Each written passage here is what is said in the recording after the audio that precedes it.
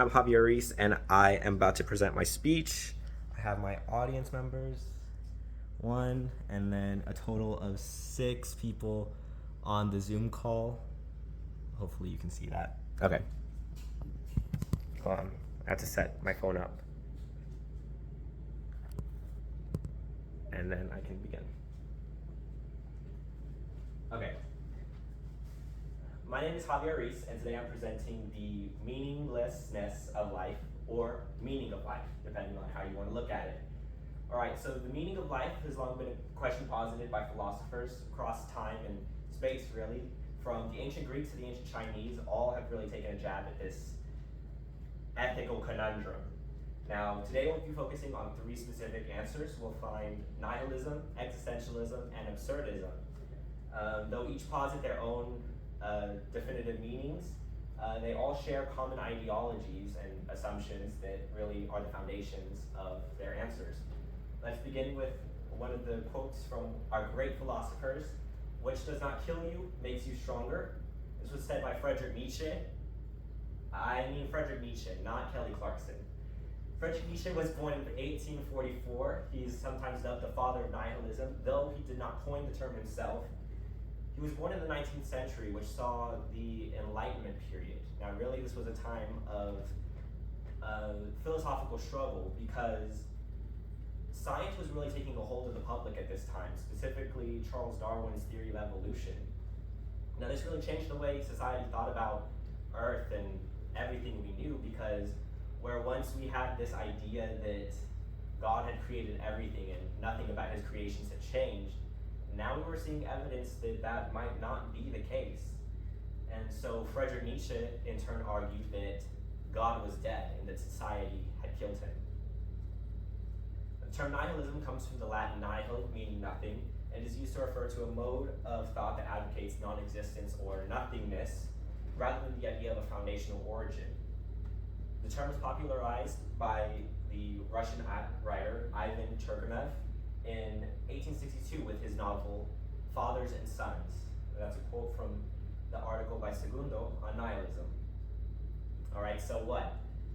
I just said I was going to promise a meaning to reality, and here all I've done is say meaning doesn't exist. Well, I intend to deliver, so why don't we look at someone with a bit more hope in their eyes.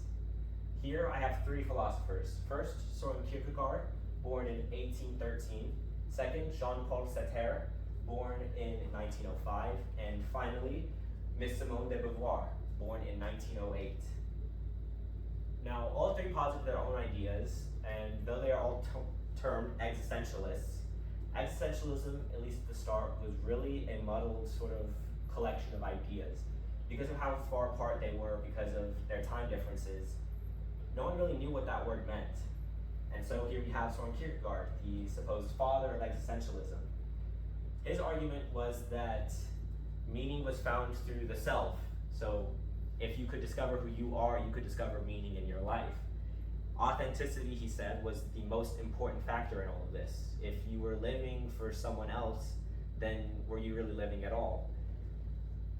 Now, he also argued that existence was preceded by your essence, which is to say that you were born before your soul was really founded. This contrasts to the religious belief that your soul is made and delivered to your body, meaning that you would have been predetermined from long before your birth.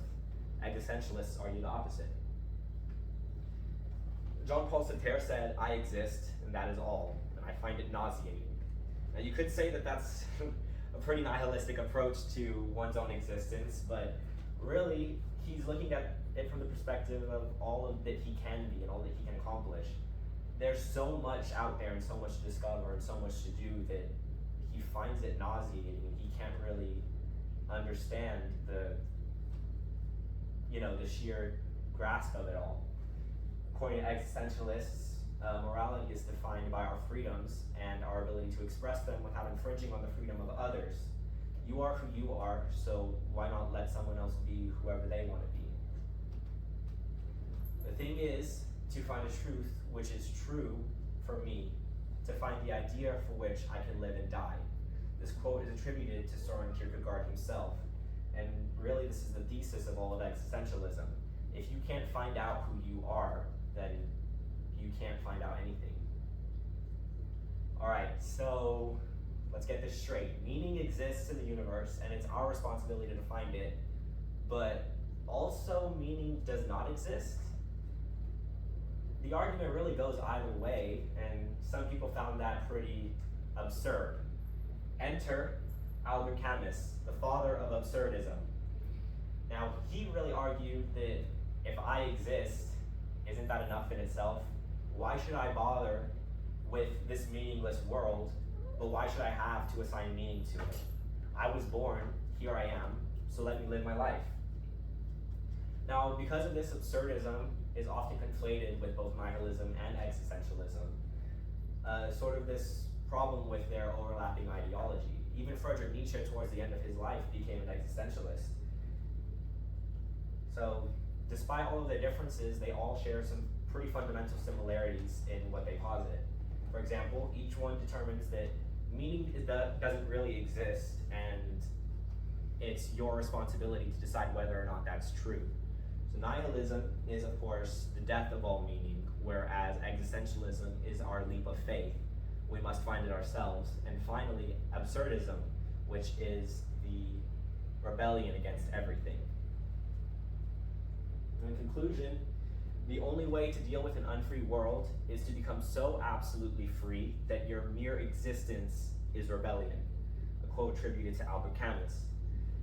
Primary ideologies give answers to the impossible question of meaning and reality, and of course, not a single one may be entirely correct, though it's up to you to figure out which two you choose.